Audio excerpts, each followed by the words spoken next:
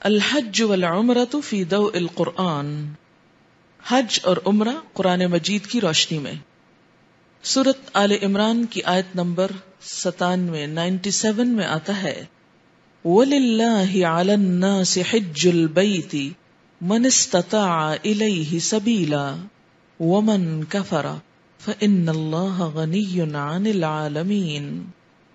لوگوں پر اللہ کا حق ہے کہ جو اس کے گھر تک پہنچنے کی استطاعت رکھتا ہو وہ اس گھر کا حج کرے، اور جو شخص اس حکم کی پیروی سے انکار کرے اسے معلوم ہونا چاہیے کہ اللہ تمام دنیا والوں سے بے نیاز ہے، یعنی اس کو ضرورت نہیں کہ کوئی اس کے گھر میں آئے۔ کیوں؟ اس لیے کہ ایک روایت میں آتا ہے خانہ کعبہ کے اوپر 7ویں آسمان پر بیت المعمور ہے، جسے یہ بیت اللہ ہے وہ بیت المعمور ہے، جس میں روزانہ 70,000 فرشتے طواف کرتے ہیں، اور جو ایک مرتبہ طواف کر چکتا ہے قیامت تک اس کی باری دوبارہ نہیں آئے گی۔ اور اس کے علاوہ زمین و آسمان کی ایک ایک چیز اس کی حمد و ثنا کر رہی ہے۔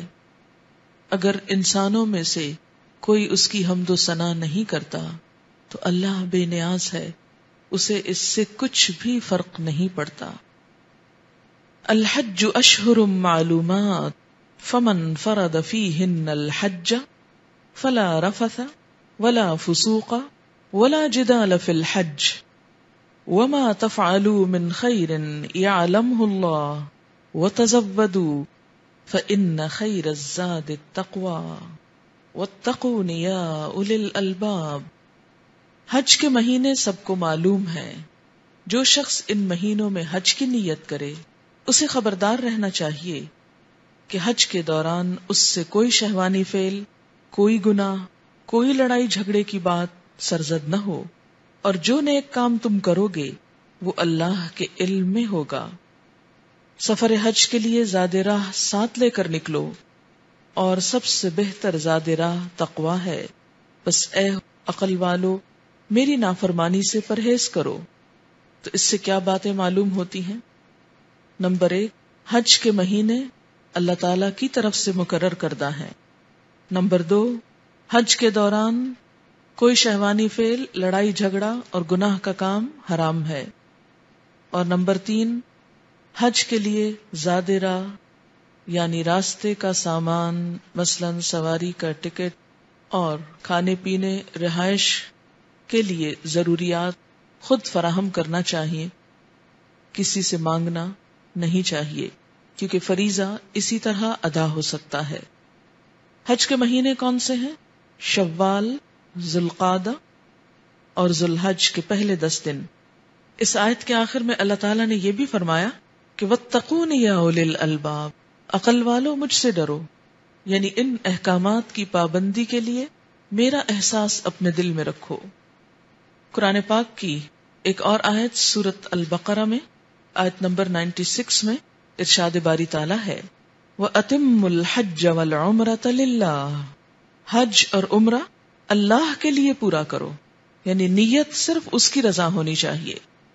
فَإِنْ أُحْصِرْتُمْ فَمَا اسْتَيْسَرَ مِنَ الْهَدْيِ وَلَا تَحْلِقُوا رُؤُوسَكُمْ حَتَّى يَبْلُغَ الْهَدْيُ مَحِلَّهُ فَمَنْ كَانَ مِنْكُمْ مَرِيضًا أَوْ بِهِ أَذًى مِّن رَأْسِهِ فَفِدْيَةٌ مِّن صِيَامٍ أَوْ صَدَقَةٍ أَوْ نُسُكٍ فَإِذَا أَمِنْتُمْ فَمَنْ تَمَتَّعَ بِالْعُمْرَةِ إِلَى الْحَجِّ فَمَا اسْتَيْسَرَ مِنَ الْهَدْيِ فَمَنْ لَمْ يَجِدْ فَصِيَامُ 3 أَيَّامٍ فِي الْحَجِّ و7 إِذَا رَجَعْتُمْ تِلْكَ 10 كَامِلَةٌ ذَلِكَ لِمَنْ لَمْ يَكُنْ أَهْلُهُ حَاضِرِ الْمَسْجِدِ الْحَرَامِ وَاتَّقُوا اللَّهَ وَاعْلَمُوا أَنَّ اللَّهَ شَدِيدُ الْعِقَابِ۔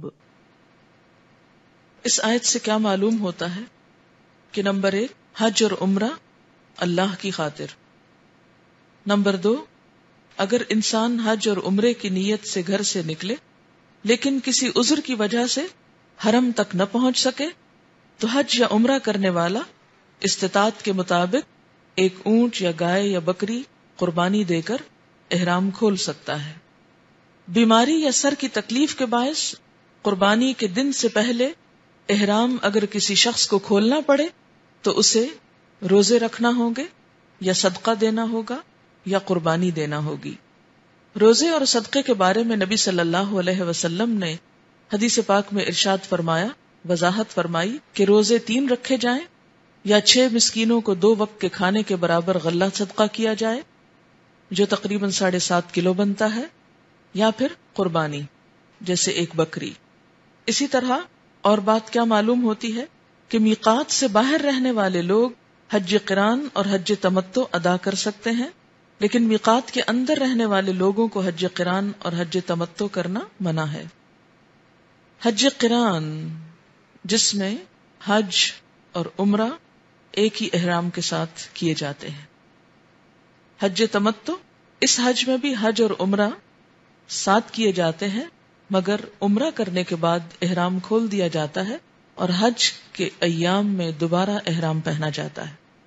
اسی طرح جو شخص قربانی نہ کر سکتا ہو اسے 10 روزے رکھنے چاہیے، اور کسی شخص کی طرف سے عمرہ یا حج کی نیت سے احرام باندھ لیا جائے تو اس حج یا عمرہ کو کسی دوسرے شخص کے نام سے نہیں کیا جا سکتا. کیوں؟ اس لیے کہ حج نیت کے ساتھ ہے. جیسے اگر آپ اپنے لیے حج کر رہے ہیں تو اپنے لیے نیت کرنا ہوگی، اور اگر کسی اور کی طرف سے کر رہے ہیں جسے حج بدل کہا جاتا ہے تو اس شخص کی نیت کی جائے گی. ایک دفعہ نیت ہونے کے بعد وہ نیت بدلی نہیں جا سکتی. یہ قربانی جس کا یہاں ذکر ہے اس کو عام طور پر دم دینا کے نام سے جانا جاتا ہے، کہ جسے احرام کی خلاف ورزی پر دم دیا جاتا ہے تو وہ دراصل کیا ہے؟ قربانی دینا. یہ قربانی ہم اپنے ملک میں نہیں کر سکتے. اگر کوئی شخص وہاں پر کوئی کمی بیشی کر کے آیا ہے تو اسے حرم کی حدود میں ہی قربانی کرنا ہوگی.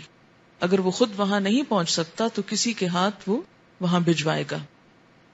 اسی طرح یہ قربانی چونکہ کفارے کی قربانی ہے جس کا ان آیات میں ذکر ہے، اس لیے اس کا سارا گوشت مساکین اور فقراء میں تقسیم کیا جائے گا. نہ خود کھایا جا سکتا ہے اور نہ کسی امیر آدمی کو ہدیہ دیا جا سکتا ہے. حالت احرام میں خشکی پر شکار کرنا منع ہے. اگر کوئی شکار کرے تو اسے شکار کیے گئے جانور کے برابر قربانی دینا ہوگی.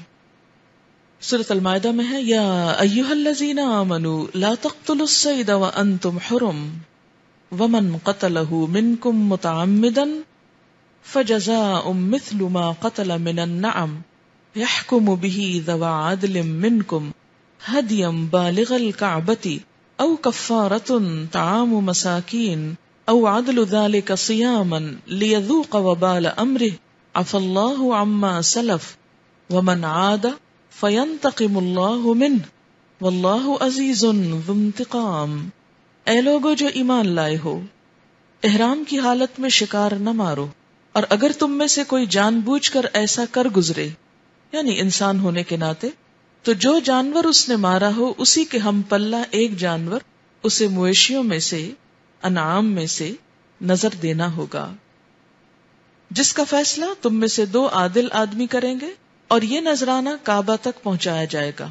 جیسے پیچھے میں نے وضاحت کی کہ کفارہ کی قربانی اپنے ملک میں نہیں ہو سکتی، اسے حرم میں پہنچانا ضروری ہے، یا پھر اسی گناہ کے کفارے میں چند مسکینوں کو کھانا کھلانا ہوگا، یا اس کے بقدر روزے رکھنا ہوں گے تاکہ وہ اپنے کیے کا مزہ چکھے. پہلے جو کچھ ہو چکا اسے اللہ نے معاف کر دیا، اور جس نے اس حرکت کا اعادہ کیا تو اس سے اللہ بدلہ لے گا. اللہ سب پر غالب ہے اور بدلہ لینے کی طاقت رکھتا ہے. یہ آیت ہے 95 سورۃ المائدہ کی. آج کل کے حالات میں عموماً ایسا اتفاق کم ہی ہوتا ہے. یہ زیادہ ان دنوں میں ہوتا تھا جب لوگ خشکی کے راستے بعض اوقات پیدل، بعض اوقات اونٹوں پر، گھوڑوں پر سواری کیا کرتے تھے، اور اس میں کئی دن اور مہینے لگ جایا کرتے تھے. بسا اوقات زیادہ راہ ختم ہو جاتا تھا. انسان چونکہ انسان ہے نا، بسا اوقات انسان ہونے کے ناطے اس سے ایسے کام ہو جاتے ہیں جو اللہ تعالیٰ نے منع کر رکھے ہیں. پھر انسان ایک گناہ کے بوجھ تلے دب جاتا ہے. اللہ تعالیٰ سے بڑھ کر مہربان کون ہو سکتا ہے جو اس بوجھ سے بھی پھر انسان کو خود آزاد کرتا ہے، اور اس کے لیے پھر کچھ ایسے جرمانے. یہ کفارہ دراصل کیا ہے؟ ایک طرح سے جرمانہ ہے، پینلٹی ہے. اور اس کے ادا کرنے کے بعد، جیسے کسی بھی گناہ کے بعد انسان توبہ کے طور پر کوئی صدقہ کرتا ہے، توبہ کے نفل پڑھتا ہے، یا کوئی نیک کام کرتا ہے، جیسے قرآن پاک میں آتا ہے ان الحسنات یذہبن السیئات، کہ نیکیاں گناہوں کو مٹا دیتی ہیں. تو اسی طرح اللہ تعالیٰ نے کچھ گناہوں کے لیے انسان کو خود ہی بتا دیا.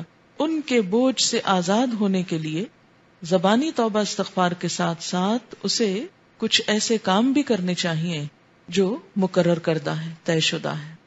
انہی کا دراصل ان آیات میں ذکر کیا جا رہا ہے، اس آیت میں بھی اور گزشتہ آیت میں بھی. پچھلی آیت کیا بتاتی ہے کہ معذوری کے احکام کیا ہیں جب انسان کو ایسی مجبوری ہو جائے. یعنی یہ دیکھیں نا، معذور کے احکام ہے نا، نیت کی حج اور عمرے کی، لیکن گھیر لیے گئے، پہنچ نہیں سکتے. اب انسان تو چاہتا ہے جانا، لیکن حالات ایسے نہیں کہ پہنچ سکے. اسی طرح بال منڈوانے پڑ گئے، کیوں؟ کہ سر میں کوئی تکلیف ہو گئی، مثلا بہت جوئیں ہو گئی، یا یہ کہ کوئی زخم ہو گیا، یا کوئی چوٹ ایسی آ گئی کہ جس میں بال کاٹنا ضروری تھا. بس سٹیچز کے لیے بسا اوقات بال کاٹنے پڑتے ہیں، اور احرام کی حالت میں بال کٹوانا منع ہے.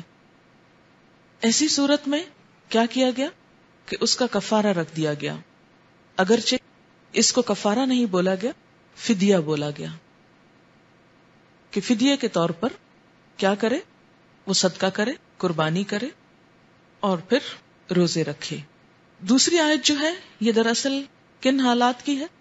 جب انسان سے کوئی ایسے کام ہو جائے، مثلا شکار، کہ جس کی ممانعت ہے، لیکن انسان ہونے کے ناطے انسانی کمزوری کے تحت، تو اس صورت میں پھر وہ کفارہ دے. اور اس کفارے کی کچھ تفصیل بیان ہوئی.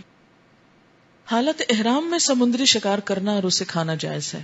احل لکم صید البحر وطعامہ متاعا لکم وللسیارہ وحرم علیکم صید البر ما دمتم حرما واتقوا اللہ الذی الیہ تحشرون. سورۃ المائدہ آیت 96. تمہارے لیے سمندر کا شکار مارنا اور اس کا کھانا حلال کر دیا گیا ہے. جہاں تم ٹھہرو وہاں اسے کھا بھی سکتے ہو اور قافلے کے لیے زاد راہ بھی بنا سکتے ہو. البتہ خشکی کا شکار تم پر حالت احرام میں حرام کیا گیا ہے، لہذا اللہ تعالی کی نافرمانی سے بچو، اس اللہ کی جس کی پیشی میں تم سب کو گھیر کر حاضر کیا جائے گا. یعنی اللہ تعالیٰ کو ناراض نہ کرو، اس لیے کہ پلٹ کر اسی کی طرف جانا ہے تم کو.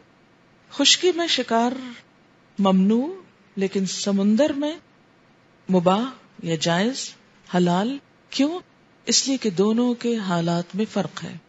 خشکی کے سفر میں زیادہ راہ ختم ہو جائے تو انسان کچھ اور غذائیں بھی حاصل کر سکتا ہے، لیکن بسا اوقات اگر سمندری سفر طویل ہو جائے اور زیادہ راہ سے مراد کیا ہے؟ ساتھ کھانے پینے کا سامان ختم ہو جائے، تو اس صورت میں سمندر کے جانور کو اگر پکڑنا اور شکار کرنا اور کھانا منع کر دیا جاتا تو خود انسان کی موت بھی واقع ہو سکتی. اس سے آپ دین کی وسعت اور دین کی سہولت کا بھی اندازہ لگائیں کہ ہمارے دین میں کوئی ریجیڈیٹی نہیں ہے. ایسا دین نہیں کہ جو انسانی ضرورت اور حالات اور تقاضوں کا احساس نہ کرے. سمندر کے جانور کو اگر پکڑنا اور شکار کرنا اور کھانا منع کر دیا جاتا تو خود انسان کی موت بھی واقع ہو سکتی. تو اس سے آپ دین کی وسعت اور دین کی سہولت کا بھی اندازہ لگائیں کہ ہمارے دین میں کوئی ریجیڈیٹی نہیں ہے. ایسا دین نہیں کہ جو انسانی ضرورت اور حالات اور تقاضوں کا احساس نہ کرے. پابندیاں اپنی جگہ، لیکن جہاں پابندی انسانی نفس کے لیے، انسانی جان کے لیے گراں ہے، اس کی جان کو ہلاکت میں ڈالنے کا سبب ہے، وہاں پابندی ہٹا لی گئی. تو اس سے پتہ کیا چلتا ہے کہ لا یکلف اللہ نفسا الا وسعها. یہ ہے دراصل اس آیت کا مفہوم. اور دین میں جتنی بھی پابندیاں ہم پر عائد کی گئی ہیں وہ اسی نوعیت کی ہیں جو ہم نبھا سکیں. ہمیں دین میں ایسے احکامات نہیں دیے گئے کہ جو ہماری پہنچ سے اور ہماری استطاعت سے باہر ہوں. حج فرض ہے، پسندیدہ ہے، لیکن استطاعت نہیں تو کوئی بات نہیں. معاف کر دیا گیا. یہ نہیں کہا کہ جیسے تیسے جیو یا مرو، خود کو بیچو اور پہنچو، نہیں، سہولت دے دی گئی. اسی لیے سورۃ الحج میں آپ نے وہ آیت پڑھی نا، لِكُلِّ أُمَّةٍ جَعَلْنَا مَنْسَكًا، ہر امت کے لیے ہم نے عبادت کے طریقے مقرر کیے. اور طریقے سے مراد صرف وہ خاص مخصوص کوڈ نہیں، اس سے مراد وہ رخصتیں بھی ہیں کہ کب آپ کو کوئی کام کرنا ہے اور کب اس کے لیے آپ کو رخصت دی جاتی ہے. حج یا عمرہ کے دوران صفا اور مروہ پہاڑیوں کا طواف یعنی سعی کرنے کا حکم ہے. ان الصفا والمروۃ من شعائر اللہ فمن حج البیت او اعتمر فلا جناح علیہ ان یطوف بہما ومن تطوع خیرا فإن اللہ شاکر علیم. یقیناً صفا اور مروہ اللہ تعالی کی نشانیوں میں سے ہیں، لہذا جو شخص بیت اللہ شریف کا حج یا عمرہ کرے اس کے لیے کوئی گناہ کی بات نہیں کہ وہ ان دونوں پہاڑیوں کے درمیان سعی کرے. اور جو شخص برضا و رغبت کوئی بھلا کام کرے گا اللہ کو اس کا علم ہے اور وہ اس کی قدر کرنے والا ہے. یاد رہے کہ زمانے جاہلیت میں صفا پر اساف اور مروہ پر نائلہ بت رکھے ہوئے تھے، لوگ ان کا طواف کرتے. تو جب مسلمان حج کرنے یعنی اس حالت اسلام میں حج کی باری آئی یا عمرے کی، تو ان کے دل میں یہ کھٹک پیدا ہوئی کہ کہیں یہ دور جاہلیت کی روایت تو نہیں اور اس سے ان بتوں کی تعظیم کا تو کوئی پہلو نہیں نکلتا. تو اسے واضح کر دیا گیا کہ ایسا نہیں ہے، یہ دراصل اللہ کی نشانیاں ہیں. حج ادا کرنے کے ساتھ ساتھ تجارت کرنا بھی جائز ہے. یہ بھی دین کی ایک اور رخصت ہے، سہولت ہے. دین انسان کا مزاج سمجھتا ہے. ہمارے دین میں نیکی کا تصور یہ نہیں کہ انسان کو اذیت دی جائے، اس پر ناقابل برداشت بوجھ ڈالا جائے. تقوی اس چیز کا نام نہیں کہ انسان آرٹیفیشل یا غیر حقیقی کاموں میں پڑ جائے. دین ہمیں موسٹ پریکٹیکل انسان بناتا ہے، بیکار نہیں کرتا. دین اور دنیا کو ساتھ ساتھ لے کر چلتا ہے. یہی دین اسلام کا حسن ہے اور یہی اس کا دین فطرت ہونا ہے کہ فطرت ضرورت اور اس کے تقاضوں کو ساتھ رکھتا ہے، سامنے رکھتا ہے. پھر وقوف عرفات حج کا رکن ہے. مزدلفہ میں اللہ کو خوب یاد کرنے کا حکم ہے. مشعر الحرام کے قریب وقوف کرنا افضل ہے. ان سب باتوں کو ان آیات میں بیان کیا گیا. 198 199 سورۃ البقرہ. لیس علیکم جناح ان تبتغوا فضلا من ربکم فاذا افضتم من عرفات فاذکروا اللہ عند المشعر الحرام واذکروہ کما ہداکم وَإِن كُنتُم مِّن قَبْلِهِ لَمِنَ الضَّالِّينَ ثُمَّ أَفِيدُوا مِنْ حَيْثُ أَفَاضَ النَّاسُ وَاسْتَغْفِرُوا اللَّهَ إِنَّ اللَّهَ غَفُورٌ رَحِيمٌ. اگر حج کے ساتھ تم لوگ اپنے رب کا فضل بھی تلاش کرتے جاؤ تو اس میں کوئی حرج نہیں. یعنی اگر چلتے وقت تجارت کا کچھ سامان بھی لیتے جاؤ، وہاں جا کر بیچ ڈالو یا وہاں سے کچھ ساتھ لے آؤ تو اس میں کوئی حرج نہیں. اللہ تعالیٰ ہماری نفسیات کو سمجھتا ہے نا، اسی نے تو ہم کو بنایا ہے. الا یعلم من خلق وهو اللطیف الخبیر. کیا وہی نہ جانے گا جس نے پیدا کیا؟ وہ تو باریک بین باخبر ہے، اس کو تو اندر تک کے احساسات کا پتہ ہے کہ انسان کیا چاہتا ہے. تو جائز حدود کے اندر رہتے ہوئے اللہ تعالیٰ نے انسان کو ان چیزوں میں رخصتیں دیں جو انسان کے فائدے کے لیے ہو سکتی. اب دیکھیں کہ حج میں کتنا بڑا کراؤڈ ہوتا ہے. اگر اس موقع پر کچھ لوگ اپنے ملک، اپنے علاقے، اپنے ہاتھ کی مصنوعات، دستکاریاں یا کوئی ایسا سامان ساتھ لے چلتے ہیں جسے بیچ کر وہ اپنے لیے زیادہ راہ بھی لے سکے اور دوسرے لوگوں کو کچھ فائدہ بھی پہنچا سکے تو اس میں کوئی برائی نہیں. لیکن اس نیت سے حج کرنا کہ بزنس کراتے ہیں اور ساتھ حج ہو جائے گا، حج نمبر 2 ہو اور بزنس نمبر 1 ہو تو پھر اسی کے مطابق اجر ہوگا. لیکن اگر مطلوب اللہ کی ذات ہو، اس کی محبت میں انسان نکل رہا ہے، عبادت اور اطاعت میں، اور ساتھ انسان اپنی ضرورت پوری کر رہا ہے. جیسے اب دیکھیے کہ اس سفر میں انسان کھا بھی رہا ہے، پی بھی رہا ہے، سو بھی رہا ہے، چونکہ وہ اللہ کے راستے میں سفر ہے، اس لیے کھانا پینا سونا سب کچھ عبادت ہو جاتا ہے. تو ایسے ہی تجارت ویسے بھی ایک عبادت ہے. اگر اس سفر میں کچھ تجارت بھی کر لی جائے بشرطے کہ عبادت متاثر نہ ہو. یہ نہ ہو کہ لوگ مسجد میں نماز پڑھیں اور آپ باہر بیٹھ کے چیزیں بیچ رہے ہیں. ایسی تجارت نہ ہو کہ جو عبادت سے روک دے. تو ایسی تجارت بھی پھر ایک عبادت ہو جائے گی. کون سی؟ جس میں اللہ کی عبادت پہلی ترجیح ہو. اچھا، ہمارے ہاں عموماً کیا تصور پایا جاتا ہے؟ اگر کوئی شخص ایسا کرے تو اس کے بارے میں کیا رائے رکھتے ہیں؟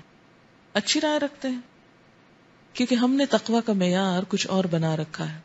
ہم لوگوں کی نیتوں پر بھی شک کرتے ہیں کہ ہاں وہ تو گیا ہی اس نیت سے کہ کچھ اس کی تجارت چمک اٹھ. کسی کی نیت کے اوپر شک نہ کیا کریں، کیونکہ منہ کے الفاظ لکھے جاتے ہیں. اور مت بولیں. آپ نے کسی کے دل میں جھانک کر کہاں سے دیکھ لیا کہ کوئی کس نیت سے جا رہا؟ اور اگر کوئی بری نیت سے جا بھی رہا ہے تو وہ اس کا اور اس کے رب کا معاملہ ہے. آپ اس پر کیوں تبصرے کر کے اپنے اعمال خراب کر رہے ہیں؟ ہو سکتا ہے اس کی نیت کی خرابی کی ساری کمپنسیشن ہماری گفتگو سے ہو جائے اور ہم سب کی نیکیاں اس کو دے دی جائیں، وہ چھوٹ جائے اور ہم پکڑے جائیں. کسی کے اندر بھی منکر کو دیکھ کر حق کیا ہے کہ اسے روک لیا جائے، یہ نہیں کہ خود بیٹھ کر گھر میں تبصرے شروع کر دیے جائیں. ارشاد باری تعالیٰ ہے لیس علیکم جناح ان تبتغوا فضلا من ربکم فاذا افضتم من عرفات فاذکروا اللہ عند المشعر الحرام واذکروه كما هداکم وان کنتم من قبله لمن الضالین ثم افیدوا من حیث افاد الناس واستغفروا اللہ ان اللہ غفور الرحیم. اگر حج کے ساتھ تم لوگ اپنے رب کا فضل بھی تلاش کرتے جاؤ تو اس میں کوئی حرج نہیں. پھر جب عرفات سے واپس چلو تو مشعر الحرام مزدلفہ کے پاس ٹھہر کر اللہ کو یاد کرو، اور اس طرح یاد کرو جس کی ہدایت اس نے تمہیں دی ہے، ورنہ اس سے پہلے تو تم لوگ بھٹکے ہوئے تھے. پھر جہاں سے دوسرے لوگ پلٹتے ہیں وہیں سے تم بھی پلٹو اور اللہ سے معافی مانگو، یقیناً وہ معاف کرنے والا اور رحم فرمانے والا ہے. ایام تشریق میں اللہ تعالیٰ کو خوب یاد کرنے کا حکم ہے. ایام تشریق میں منا سے 12 ذی الحج کو واپس آنا جائز ہے، لیکن 13 کو واپس آنا افضل ہے. وَاذْكُرُوا اللَّهَ فِي أَيَّامٍ مَّعْدُودَاتٍ فَمَن تَعَجَّلَ فِي يَوْمَيْنِ فَلَا إِثْمَ عَلَيْهِ وَمَن تَأَخَّرَ فَلَا إِثْمَ عَلَيْهِ لِمَنِ اتَّقَىٰ وَاتَّقُوا اللَّهَ وَاعْلَمُوا أَنَّكُمْ إِلَيْهِ تُحْشَرُونَ. یہ گنتی کے چند روز ہیں جو تمہیں اللہ کی یاد میں بسر کرنے چاہیے. پھر جو کوئی جلدی کر کے 2 ہی دن میں واپس ہو گیا، کہاں سے؟ منا سے، تو کوئی حرج نہیں. یعنی اگر کسی کو جلدی ہے اور جانا چاہتا ہے تو برا مت سمجھو، اس نے اپنا حج پورا کر لیا. اور جو کچھ زیادہ دیر ٹھہر کر پلٹا تو بھی کوئی حرج نہیں. نہ جلدی جانے والا لیٹ آنے والے کو برا بھلا کہے اور نہ رکنے والا جانے والے کو برا سمجھے، بشرطے کہ یہ دن اس نے تقوی کے ساتھ بسر کیے ہوں. اللہ کی نافرمانی سے بچو اور خوب جان رکھو کہ ایک دن اس کے حضور تمہاری پیشی ہونے والی ہے. طواف یا طواف زیارہ حج کا رکن ہے. وَأَذِّن فِي النَّاسِ بِالْحَجِّ يَأْتُوكَ رِجَالًا وَعَلَى كُلِّ دَامِرٍ يَأْتِينَ مِن كُلِّ فَجٍّ عَمِيقٍ لِيَشْهَدُوا مَنَافِعَ لَهُمْ وَيَذْكُرُوا اسْمَ اللَّهِ فِي أَيَّامٍ مَّعْلُومَاتٍ عَلَى مَا رَزَقَهُم مِّن بَهِيمَةِ الْأَنْعَامِ فَكُلُوا مِنْهَا وَأَطْعِمُوا الْبَائِسَ الْفَقِيرَ ثُمَّ لْيَقْضُوا تَفَثَهُمْ وَلْيُوفُوا نُذُورَهُمْ وَلْيَطَّوَّفُوا بِالْبَيْتِ الْعَتِيقِ. سورۃ الحج آیت 27 سے 29 تک اللہ تعالیٰ حضرت ابراہیم علیہ السلام کو حکم دے رہے ہیں لوگوں کو حج کے لیے اذن عام دے دو، پکارو کہ وہ تمہارے پاس ہر دور دراز مقام سے پیدل اور اونٹوں پر سوار ہو کر آئیں تاکہ وہ فائدے دیکھیں جو یہاں ان کے لیے رکھے گئے ہیں، اور چند مقرر دنوں یعنی ایام نحر اور ایام تشریق میں ان جانوروں پر اللہ کا نام لیں، یعنی ذبح کریں جو اس نے انہیں بخشے ہیں، خود بھی کھائیں اور تنگ دست محتاج کو بھی دیں، پھر اپنا میل کچیل دور کریں اور اپنی نظر پوری کریں اگر کسی نے مان رکھی ہو، اور قدیم گھر یعنی بیت اللہ کا طواف کریں.